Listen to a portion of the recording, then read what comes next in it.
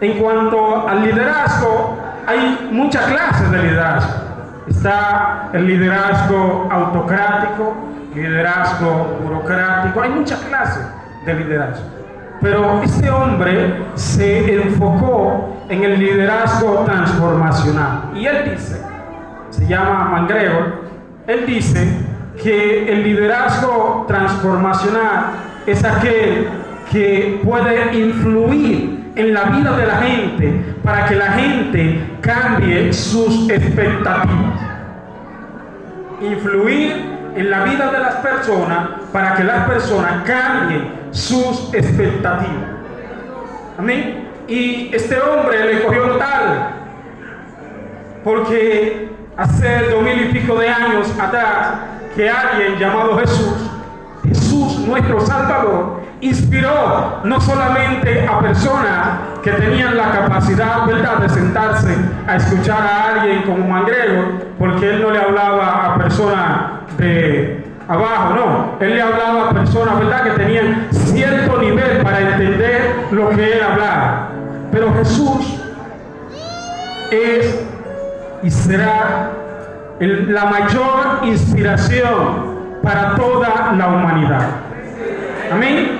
Jesús, desde antes de llegar a esta tierra, inspiró a hombres a hablar de él. Jesús, durante el tiempo que estuvo en la tierra, inspiró a hombres a ser como él. Pero después que él se fue, él oró también, y él dice que oraba por aquellos que habían de creer por medio de aquello que él había enviado. O sea, eso es para que usted vea hasta dónde llega la inspiración de Jesús, lo que Jesús puede hacer en la vida de un hombre. Amén. Y el hombre que está hablando, donde leímos, según lo que la Biblia nos enseña, nació en una ciudad llamada Tarso. Actualmente esta ciudad pertenece a Turquía. Pero la Biblia dice que este hombre era judío, nació siendo judío y era hebreo de hebreo. La Biblia habla acerca de este hombre, el apóstol Pablo. Todos hemos escuchado hablar acerca del apóstol Pablo, de una u otra forma. Y la Biblia dice que este hombre nace en esta ciudad. Este hombre reunía algunas características que nosotros no podemos esforzar y no las vamos a cumplir. ¿Cuáles son estas características? Por ejemplo, este hombre nació siendo judío, o sea, era judío, pero también era ciudadano romano. Aparte de ser un ciudadano romano, ¿verdad? Este hombre tenía capacidades, cualidades que lo calificaban a ser un erudito bíblico. Amén. Y la historia de este hombre dice que él era un fariseo, él era un maestro de la ley, era un hombre que poseía muchos conocimientos. Fue el hombre que se atrevió a predicar en cada rincón de aquel entonces, en la era en la que él vivió. Fue el hombre que persiguió a la iglesia.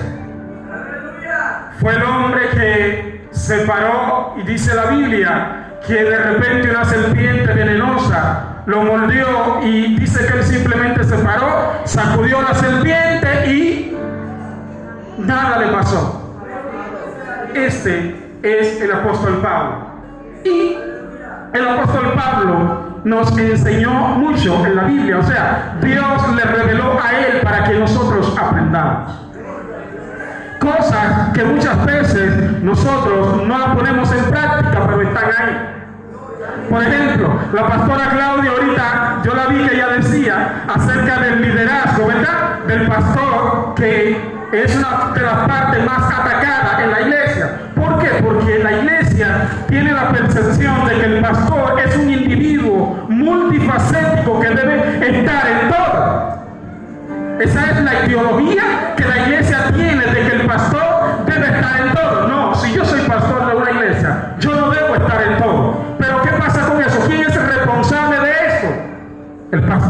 que dirige la iglesia, que le enseña que tiene que estar en todo. Responsabilidad y educación. Responsabilidad y educación. ¿Quién es el responsable de que la familia del pastor sea atacada porque no hace X o Y cosa en la iglesia? ¿Quién es? El pastor. ¿Por qué? Porque a los miembros hay que educarlos para que ellos sepan que el pastor no es pastor y que tiene que estar en todo. Ahora, ¿qué pasa con esto? Que el pastor tiene la responsabilidad de educarse a sí mismo. Es la Biblia que lo dice. ¿Por qué? Porque la iglesia le exige al pastor lo que el pastor le enseña. Ahora, el pastor tiene la responsabilidad de tener su familia como lo dice la Biblia. Si alguno quiere ser ministro, tiene que tener en orden, ¿el qué? Sus hijos, ¿dónde? Sujetos. A nosotros se nos hace difícil nosotros poder dirigir una iglesia donde hayan muchas cabezas. A nosotros se nos hace difícil, se nos sale de control. A nosotros, ¿por qué? Porque hay muchas mentes pensantes. Y cuando hablo de mente pensante, no estoy hablando de que usted no debe pensar y que usted no debe ser inteligente. No estoy hablando que usted no debe estudiar y prepararse. No estoy hablando de eso. No. Sino que no hay una estructura donde la iglesia esté siendo soportada y haya una escala jerárquica de educación, donde nosotros seamos edificados, donde nosotros seamos enseñados. Entonces, estamos hablando esta mañana de alguien que estaba corrigiendo a su iglesia. Estaba corrigiendo una de las iglesias que él dirigía como apóstol. Y él está enseñando a la iglesia acerca de las cosas que tienen que hacer cuando lo invitan a comer en una casa. Son cosas sencillas, son cosas del diario vivir. O sea, el apóstol Pablo le dice, eso es en el capítulo 10, lo está amonestando acerca de la idolatría, lo está amonestando acerca de cómo deben conducirse, cómo debe conducirse un hermano cuando lo invitan a comer. Y él dice, mira, si a ti te invitan a comer a una casa y te dicen que esa comida fue sacrificada a los ídolos, no te la comas.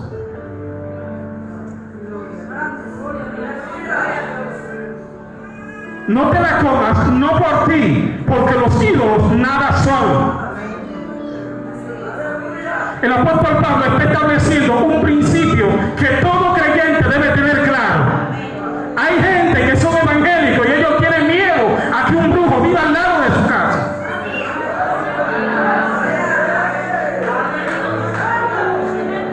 El brujo puede colar el café por la mañana y dártelo a beber y tú te lo bebes tranquilo. Ahora yo lo hago, ¿por qué? Porque yo sé en quién yo he creído. Eso, el apóstol Pablo estaba seguro.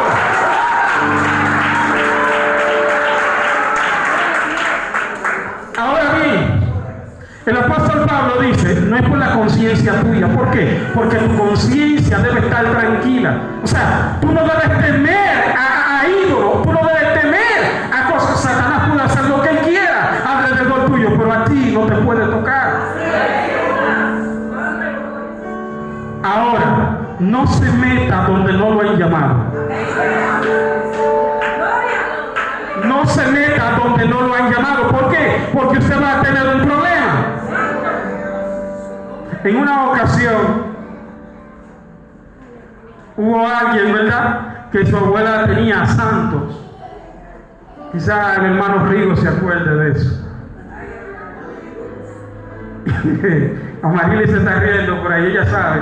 Y el hermano agarró y le partió todos los cuadros a la abuela. Hermano, y cuando esos demonios vinieron, que se apoderaron de él. Andaba el hombre profetizándole a todo el mundo en el barrio. Son cosas ciertas, hermano. No inventando. Profetizándole a todo el mundo. Dice, Gira iba con un botellón de agua porque los niños estaban chiquitos y Rigo no estaba ahí. Y él se comenzó a darle en el hombro allí, Gira con un botellón de agua al hombro, hermano. Y yo me pregunto, ¿verdad? Nosotros, ¿quién lo mandó?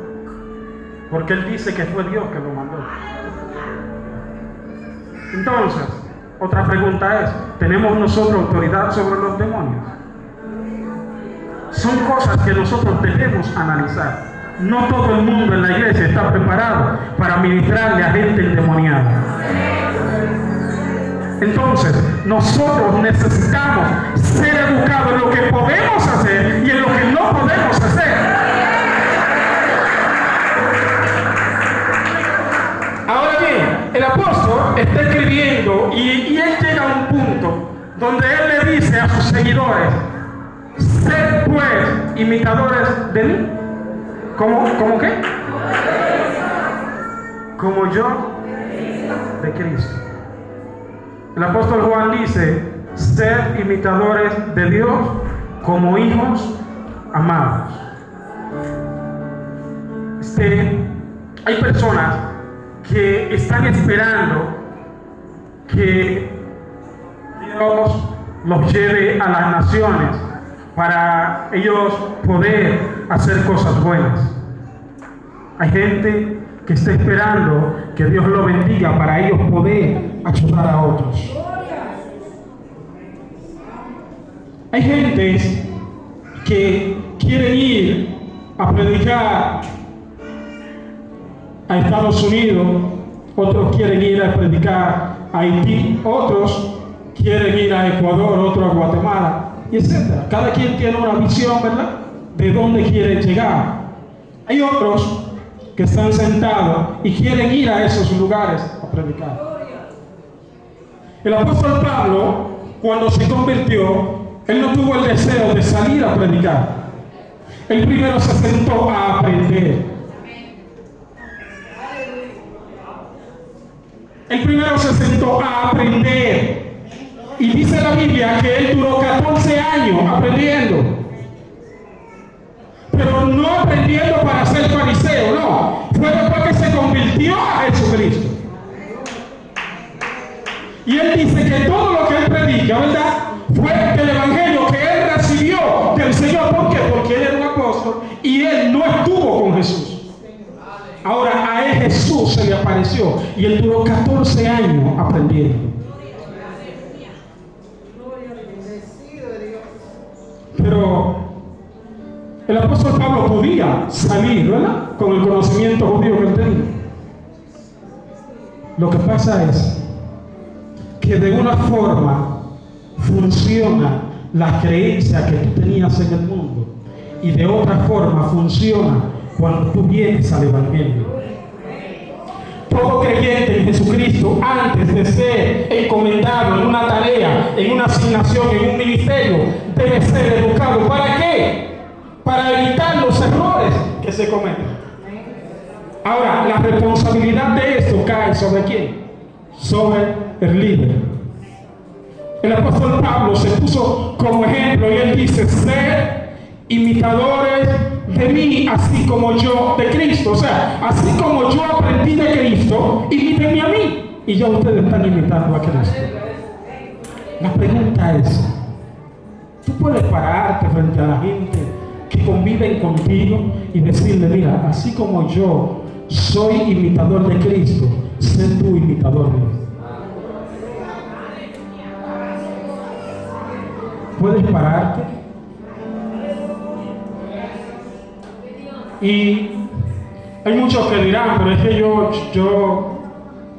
no soy un predicador, yo no soy el pastor, yo no soy el líder.